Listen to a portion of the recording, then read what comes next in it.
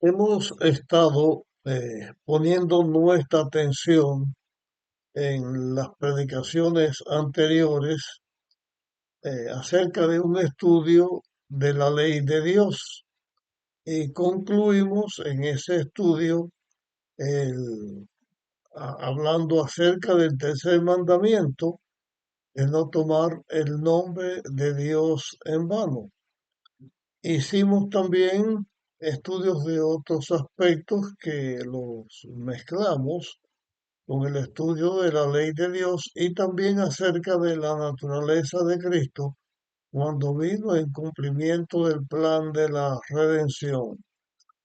Como estamos haciendo un estudio acerca de la ley de Dios, nos correspondería en este momento comenzar a estudiar acerca del cuarto mandamiento. Pero vamos a hacer también un alto momentáneo con respecto al estudio de la ley de Dios, porque vamos a poner nuestra atención ahora en el libro de Ezequiel. Alguien me pidió que analizara estos capítulos y por la importancia que veo y por la relación que existe con la temática que he tratado y que voy a seguir tratando, pues vamos a poner nuestra atención en este tema que comenzamos y en otros que continuaremos para analizar el capítulo 1, el capítulo 2 y el capítulo 3 del libro de Ezequiel. Así que como que esa va a ser la temática que vamos a enfocar en este momento, pues vamos a ir al libro de Ezequiel, al capítulo 1, y aquí vamos a poner nuestra atención a lo que queremos tratar en este primer tema. Para esto, yo voy a leer el capítulo 1, el versículo 1, 2 y 3. Aunque de esta lectura que vamos a tener, nuestra atención va a quedar fija acerca solamente acerca de un aspecto de lo que leeremos. En el día 5 del cuarto mes del año 30, cuando estaba yo entre los exiliados junto al río Quebar, se abrió el cielo ante mí y tuve visiones de Dios. En ese día, en ese día 5 del quinto año de la deportación del rey Joaquín, vino palabra del Señor al sacerdote Ezequiel, hijo de Buzi, en tierra de los caldeos, junto al río Quebar. Allí vino sobre él la mano del Señor.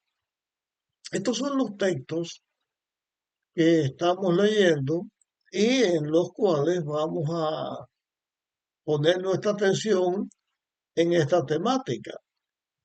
Pero en esta ocasión, lo que queremos resaltar es esta declaración. En el día 5 del cuarto mes del año 30, y aquí a lo que vamos a tratar, cuando estaba yo entre los exiliados junto al río Quebar, o sea, Ezequiel se presenta estando junto con los exiliados, quiere decir los israelitas que Nabucodonosor llevaba cautivos o llevó cautivos en esta ocasión para Babilonia. Se repite que estaba Ezequiel con los cautivos en la tierra de los caldeos, junto al río Quebar. Ese era el lugar donde ellos estaban reunidos. Lo primero que queremos tratar y que se presenta aquí es que Ezequiel estaba cautivo.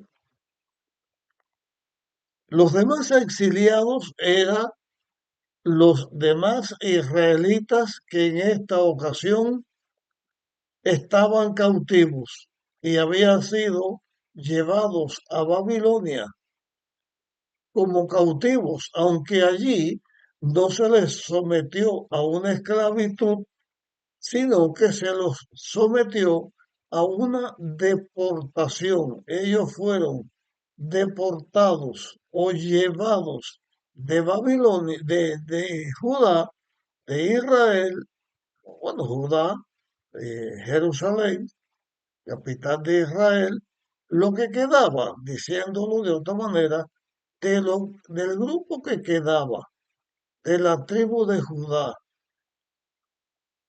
El país era Judá con la capital Jerusalén. Nabucodonosor vino y se llevó a este grupo de personas. Estamos refiriéndonos a esto por la siguiente razón.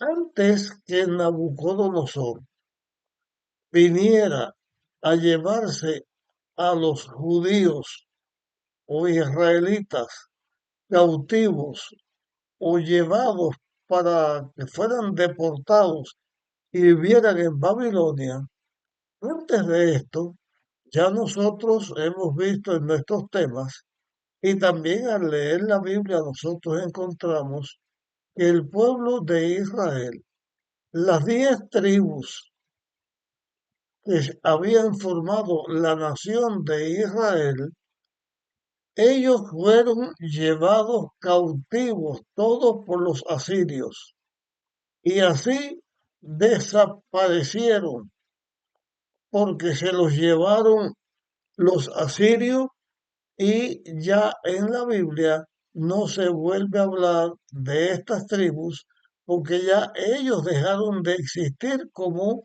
el pueblo de Dios.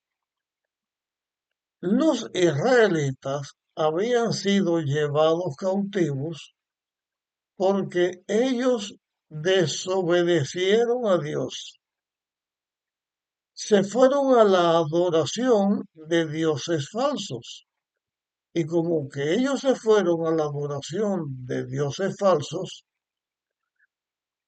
Dios quitó su protección y los israelitas fueron llevados por los asirios. Cuando comenzamos a estudiar acerca del pueblo de Israel y de la manera en que Dios estaba formando la nación de Israel, hemos analizado y hemos visto acerca de la lucha que hay entre el bien y el mal, una lucha constante, pero esa lucha no fue solamente entre el bien y el mal en el tiempo que estamos señalando después que el pueblo de Israel se establece en Canaán como una nación. En realidad, la batalla entre el bien y el mal existe desde que el pecado entró a la tierra.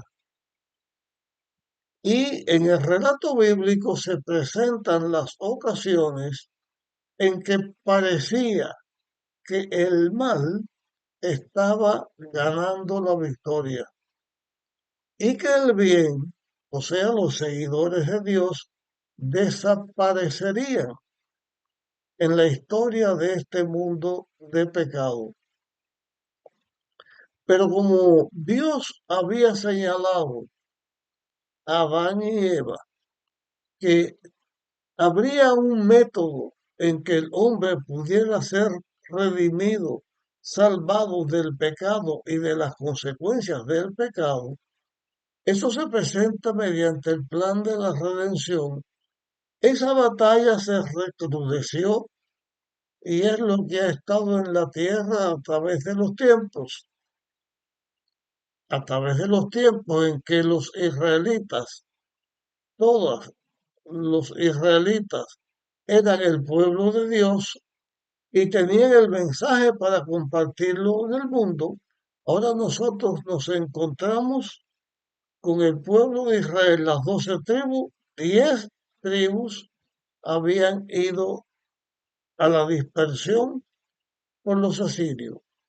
Las otras tribus que quedaban y los residuos de las otras tribus que quedaron en Judá, porque algunos se quedaron allá, ellos también se van a la rebeldía contra Dios y también comienzan a ser eh, probados, comienzan a tener falta de paz porque otras naciones vinieron a atacar a los judíos.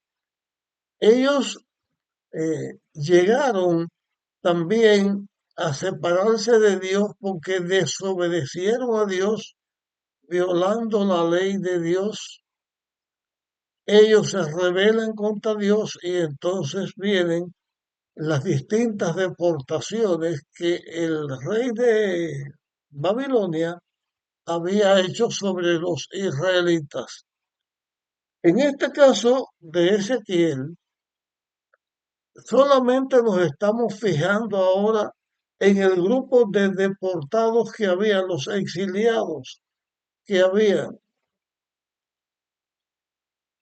Esos exiliados se aumentaría su número porque también poco después se llevaron otros exiliados y finalmente se llevaron a los que quedaron en Jerusalén y Jerusalén y el templo de Jerusalén quedaron en ruinas. Aparentemente, el mal triunfó sobre el bien en Israel.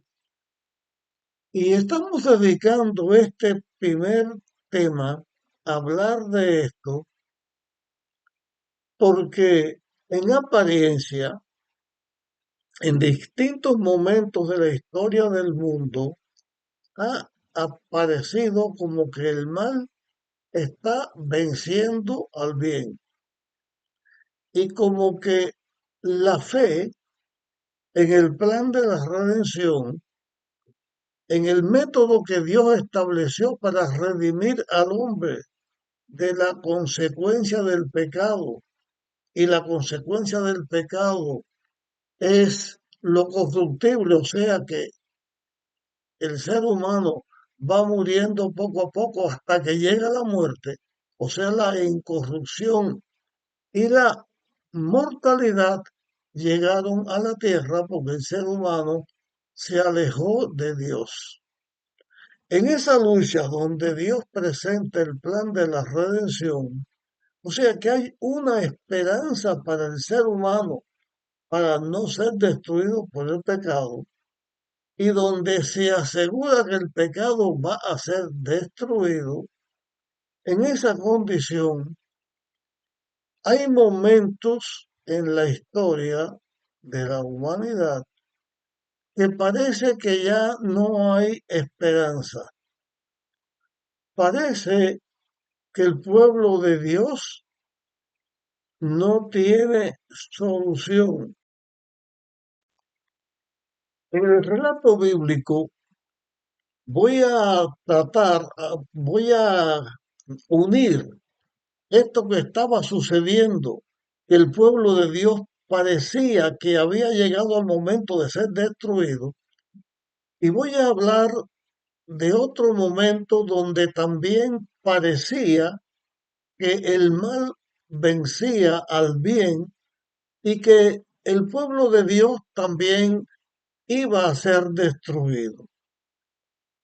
Para esto, primero voy a leer un texto bíblico, una declaración de Jesús.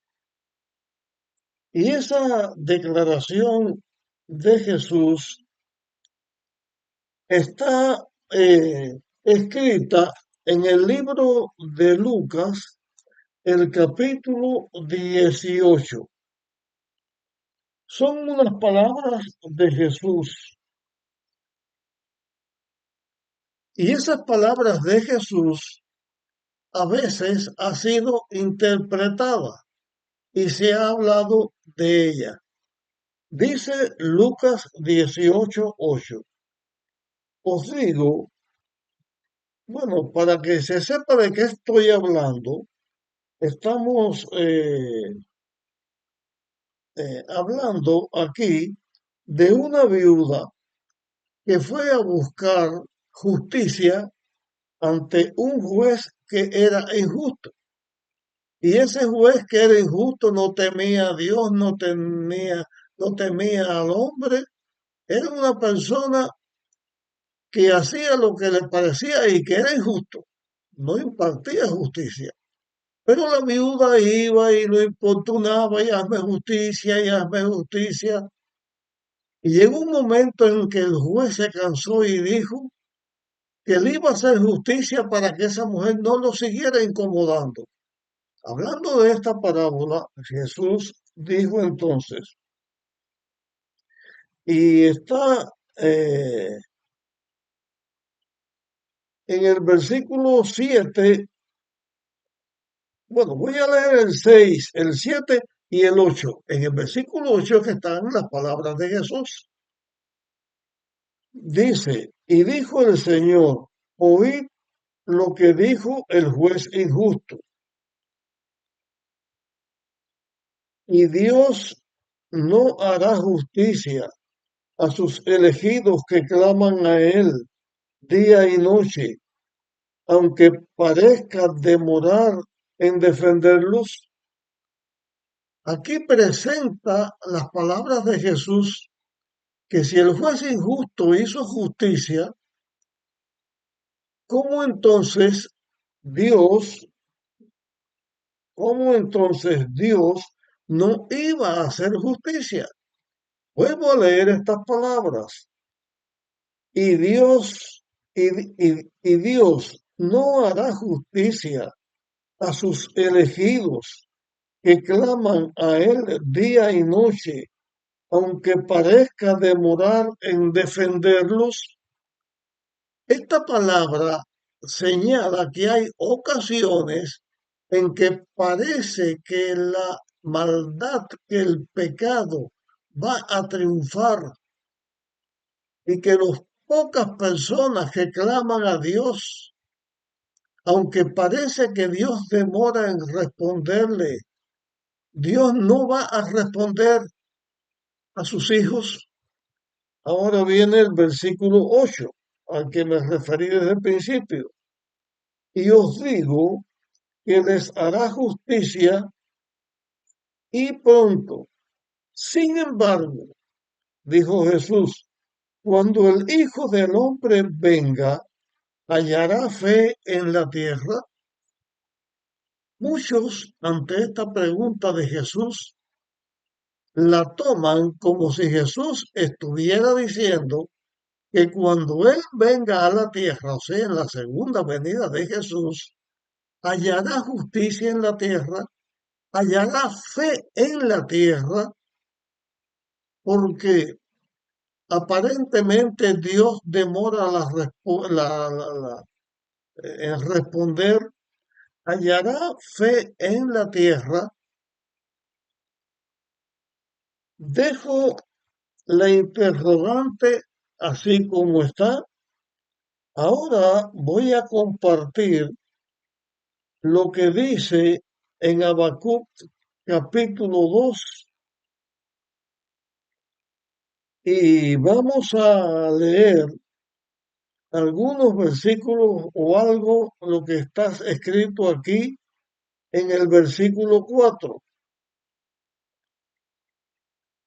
Dice, el orgulloso no es recto en su interior, pero el justo vivirá por su fe. Esta declaración de que el justo vivirá por su fe se repite varias veces en las escrituras. El apóstol Pablo habló de ella, en la escritura se habla de esto. La declaración dice, el justo vivirá por su fe.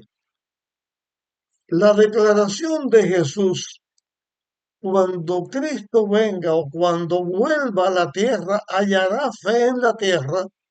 Muchos, repito, la toman para decir que no va a hallar fe en la tierra. Pero eso no es lo que yo encuentro en la Biblia.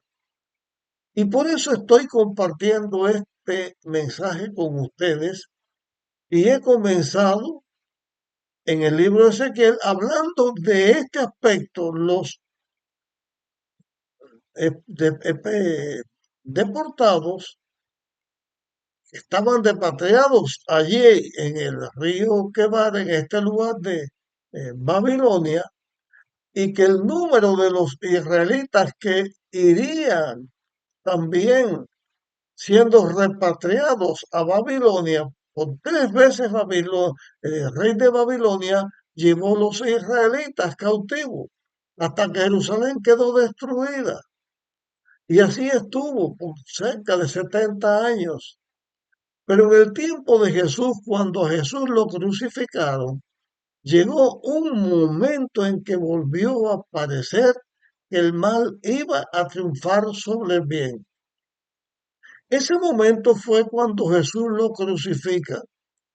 Los apóstoles, los seguidores de Jesús, pensaban que Jesús iba a establecer su reino terrenal y que como Mesías iba a enfrentarse a las legiones romanas, iban a vencer a los romanos e Israel iba a ser la nación cabeza del mundo.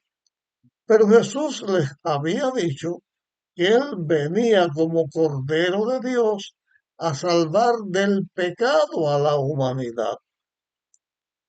Como que los discípulos seguían lo que en su mente había. Cuando Cristo muere, ellos se llenan de temor.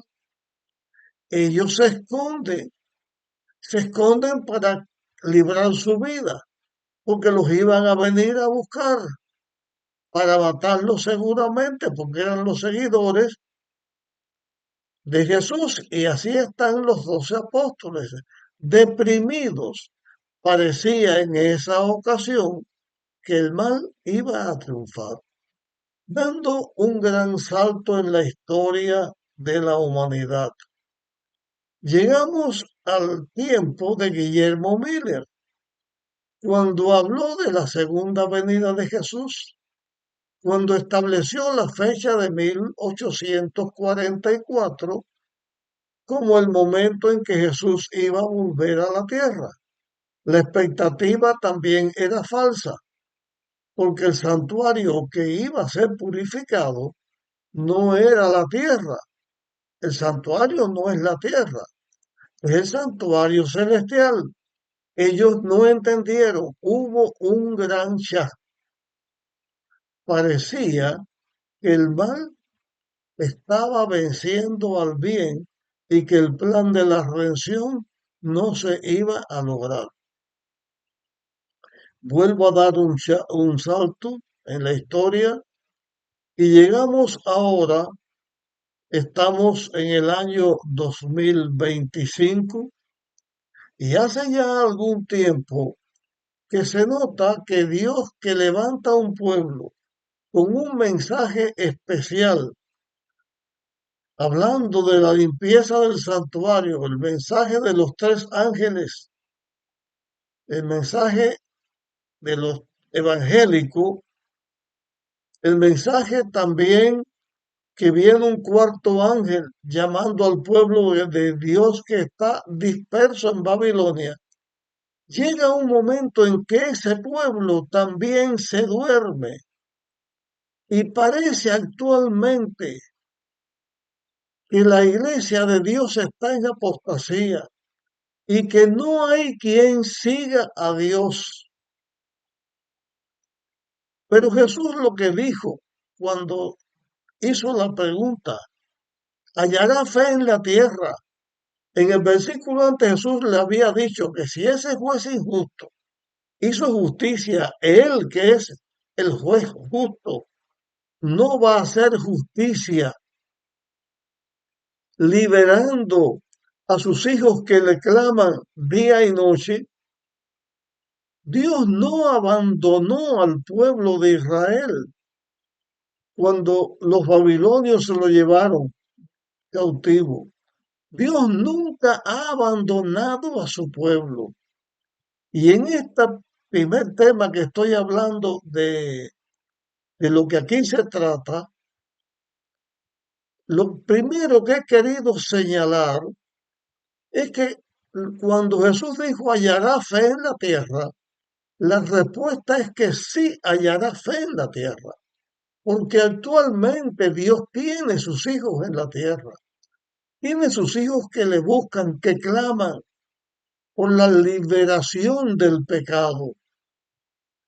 La palabra de Dios no enseña que la iglesia que está señalada en este tiempo, la iglesia de la Odisea, va a ser destruida. La iglesia de la Odisea va a ser triunfante, porque la iglesia de Dios, desde que el pecado entró, que está formada por los seres humanos que siguen a Dios, aunque hayan muerto, todos los que han muerto por su fe o vayamos a morir o vayan a morir por su fe, todos, todos, aunque hayamos vivido en un mundo donde parece que el mal triunfa, la realidad es que lo que va a triunfar es el bien. El justo vivirá por la fe, porque aunque parezca que el pecado triunfa, los justos son los que tenemos fe en Dios, los que entregamos nuestra vida a Dios, los que seguimos a Dios, vivimos y sabemos que vamos a vivir para ser triunfantes. La iglesia no va a ser destruida. La Odisea va a escuchar el mensaje de Dios que dice de mi compra, colirio, las obras de fe por el amor. O sea, aunque parezca que el mal triunfa, el que va a triunfar es Dios. Y cuando Cristo venga a la tierra, Él va a encontrar un pueblo que dentro de un mundo que sigue el pecado y que enfrenta un tiempo de angustia por el aparente triunfo del pecado, esas personas tienen fe en Jesús, han puesto su fe en Jesús y testificarán de Jesús. Digo así esas personas y yo no me cuento porque lo más seguro que por mi edad y mi condición yo esté muerto. Pero no importa, si estuviera muerto, moriré en la fe de Dios y ahí me va a levantar. Y Cristo va a venir y la segunda venida de Cristo marca el triunfo de la fe de los hijos de Dios, del pueblo de Dios que va a triunfar ciertamente. Y el pecado que pensó en todos los momentos que tenía el triunfo, que perseguía a los hijos de Dios y atacaba a los hijos de Dios, el pecado no tendrá el triunfo, porque lo que enseña el relato bíblico, y ya lo hemos presentado en otros estudios, después que Cristo venga, estemos 1000 años con Él, o el tiempo que se conoce como el milenio, estemos con Dios en su reino, Cristo va a volver. El lugar que ha preparado para nosotros la Nueva Jerusalén van a venir a la tierra y entonces el pecado va a alcanzar lo que va a alcanzar. Desde un principio la Biblia lo dice. El diablo, la raíz en quien el pecado comenzó, los ángeles que le siguieron y se convirtieron en demonios, y todos los seres humanos que aunque en la tierra han sido la mayoría los que no han seguido a Dios, finalmente serán destruidos para siempre y no triunfará el mal. La iglesia de Dios, los hijos de Dios, los justos, los que vivimos por fe, vamos a vivir y vamos a triunfar. El triunfo de la iglesia de Dios es verdadero. Y comienzo este tema diciendo esto: la iglesia va a triunfar. Dios va a hacer justicia, va a triunfar y el pecado será destruido. Llego con el tema hasta aquí.